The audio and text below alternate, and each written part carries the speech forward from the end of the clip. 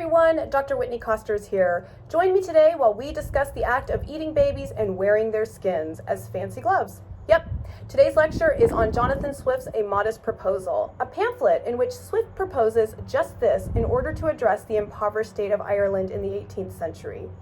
Of course, Swift is making this argument with heavy irony and satire, though every time I assign this essay, there are at least 5% of the students who read this quite literally and are horrified, to say the least. So I always hope that everyone shows up in class the day that we are to discuss this text so that they know that I'm not some advocate for baby cannibalism.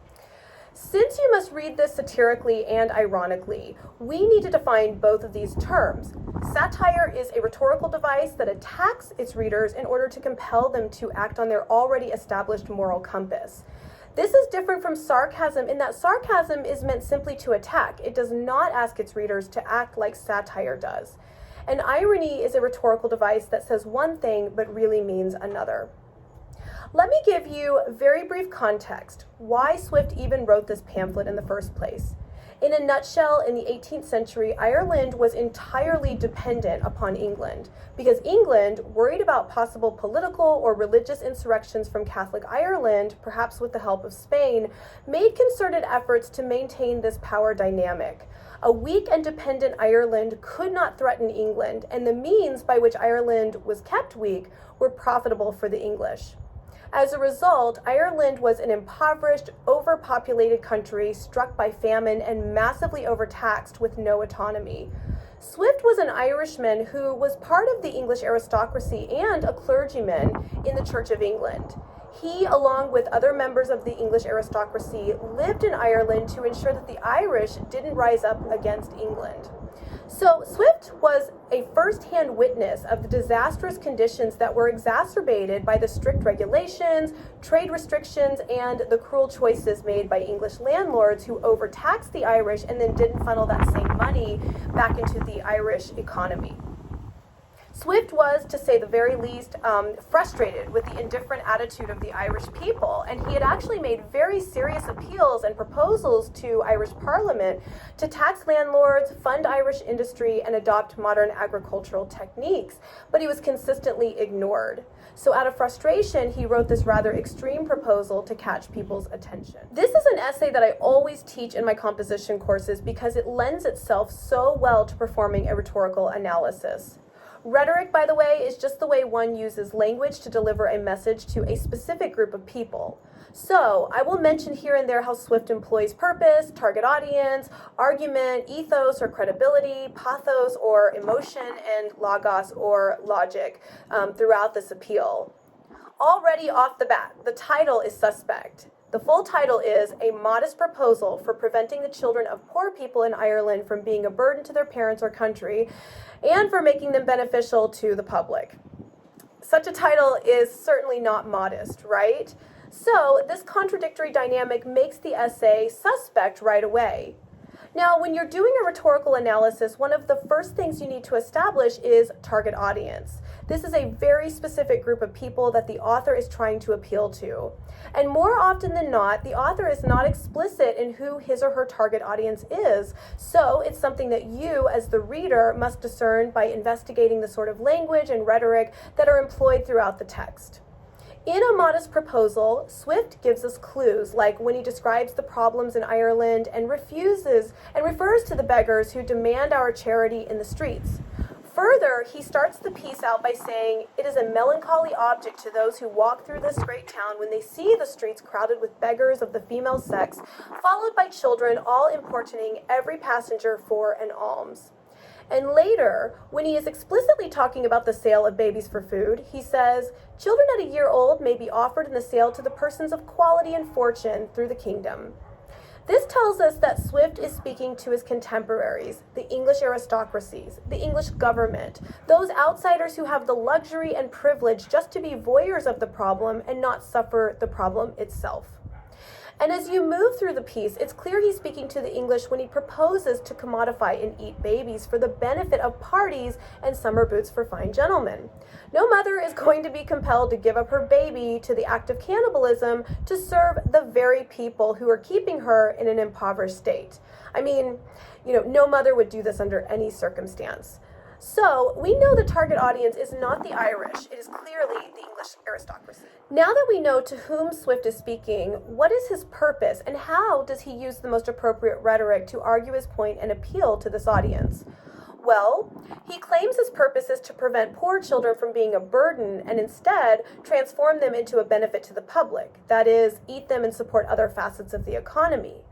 Throughout the essay, Swift argues that this will control the population, minimize overcrowding, allow parents the opportunity to work, increase the number of jobs in the retail and butchery industries, reduce the number of beggars on the streets, stop abortions, and lessen domestic abuse and the suffering amongst the poor.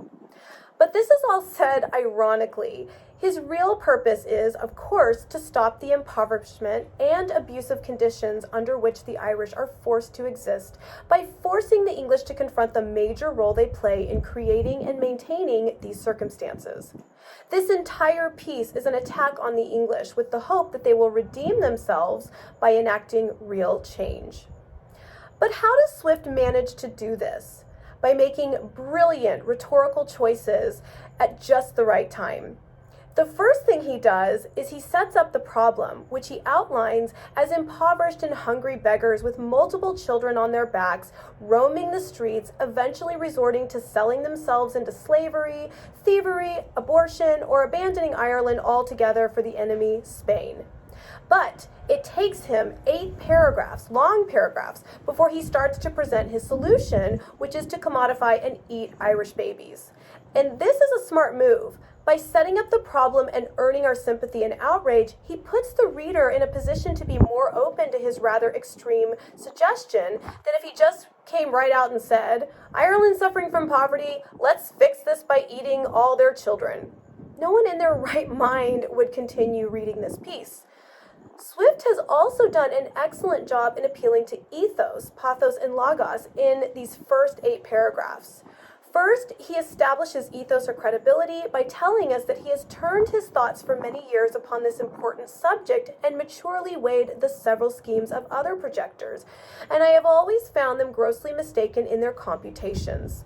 So we know that this isn't just some off-the-cuff idea he's had, and he's compared it to suggestions that have been offered in the past. In other words, he's done his research. He also presents himself in humble terms and says this proposal was inspired by an American who actually knows how delicious babies taste, which suggests that this solution has been executed successfully elsewhere. The next thing he does is appeal to logos or logic. Any emotional outrage or discomfort that you may have at such a proposal is somewhat tempered by the numbers he presents that work in the proposal's favor. Swift gives us actual mathematical equations, saying, the number of souls in this kingdom being usually reckoned 1.5 million, of these I calculate there may be about 200,000 couples whose wives are breeders, from which I subtract 30,000 couples who are able to maintain their own children. There will remain 170,000 breeders. I again subtract 50,000 for those women who miscarry or whose children die by accident or disease within the year. There only remains 120,000 children of poor parents annually born. Presenting such statistics really becomes rather overwhelming if you were to think about it, and this is both an appeal to logos and pathos. It's difficult not to see this as a national problem, not just a local one on the streets upon which the English walk. And surely it is intended to stir up in readers feelings of anxiety, concern, and outrage, emotions that are reaffirmed by the logic in what he says. Swift is presenting math, numbers, and stats that seemingly can't be argued with, and he speaks of all of this in such a repertorial, objective tone, thereby emphasizing the satirical aspect of his essay but seemingly downplaying the shocking nature of his proposal. In addition to this, we need to look at the language Swift is employing. He calls these women breeders and refers to the dams of women, terms that dehumanize both the women and their offspring by equating them to animals. In fact, you'll notice that there are several times Swift compares the Irish to animals.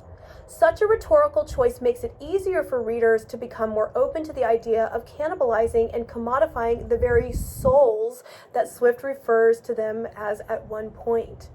And when you refer to people as breeders and present them in such large quantities, it overwhelms the reader with the notion of an endless influx of people in the same way that we tend to think of rabbits, for instance. And therefore, it suggests this problem of overpopulation will just exponentially grow.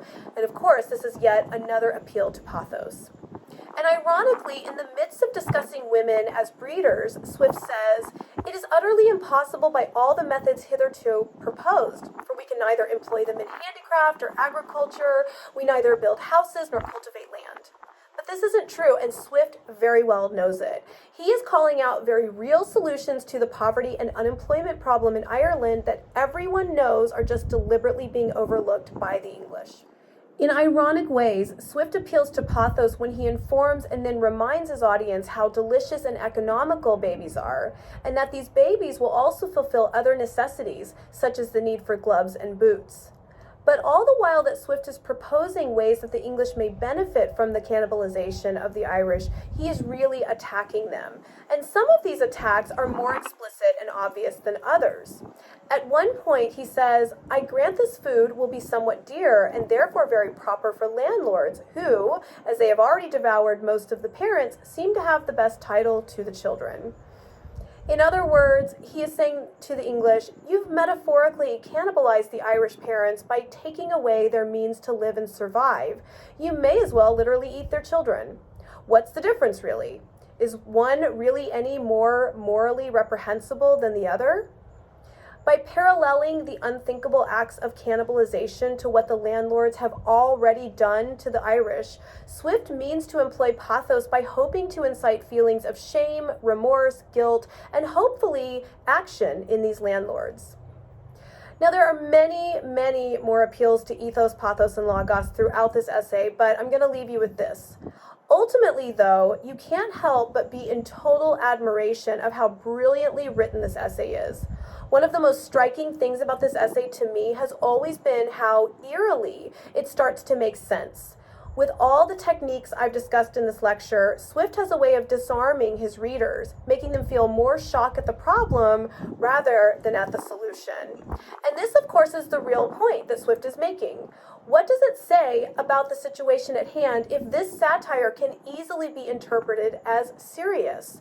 If the cannibalization and commodification of children suddenly start to make sense in the face of these economic problems, then it only serves to emphasize just how dire the situation is and how much direr it is to find a reasonable solution and quickly. Hopefully, this video has helped you with understanding satire, rhetoric, irony, and the purpose of Swift's very famous piece. I'd love to hear your thoughts on the essay and if you were able to pick up on the irony and satire from the beginning. Please feel free to check out my other videos in which I discuss other canonical literary works like Cathedral, The Most Dangerous Game, The Shining, and Waiting for Godot, to name a few. I hope to see you guys for the next one, and thanks for joining me. Bye.